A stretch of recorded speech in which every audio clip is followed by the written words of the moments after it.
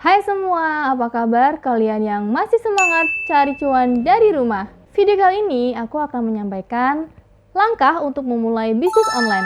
Jadi untuk semua yang masih galau ingin melakukan bisnis online tapi nggak tahu caranya, tenang aja karena kita akan menyampaikan poin penting yang bisa langsung kalian terapkan. Nggak perlu banyak teori, cukup langkah-langkah ini aja kalian catat dan langsung kalian praktekkan ya. Yang pertama, tentukan keinginan sebelum kalian direpotkan dengan strategi dan lain-lain. Kalian harus tentukan dulu di mana hasrat semangat kalian untuk memulai bisnis. Hal ini penting banget untuk memilih bidang bisnis mana yang akan kalian terapkan. Karena teman-teman, memulai bisnis itu memang harus berjuang, tapi mempertahankan bisnis perlu perjuangan lebih daripada saat memulainya.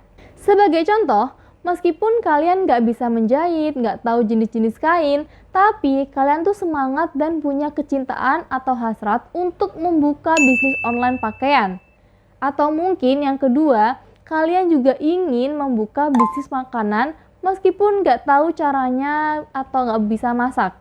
Nah, ketika udah menemukan dua hal yang ingin kalian mulai, maka langkah selanjutnya adalah sesuaikan dengan kemampuan dan keadaan. Kalau bisnis pakaian, kita nggak perlu toko, juga nggak perlu harus bisa jahit sendiri.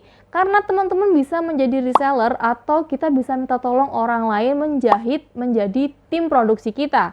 Jadi kita tinggal jual aja pakaiannya. Nah, kalau di bisnis makanan, minimal teman-teman harus punya tempat produksi, alat-alat untuk produksi, atau kita juga punya resep yang pakem. Kita perlu tenaga ahli untuk membuatnya juga. Serta harus mengurus bagaimana packagingnya, kemudian untuk memasarkan makanan kita juga nggak sembarangan. Minimal harus ada sertifikasi atau sejenis PIRT, nomor izin distribusi produk tersebut.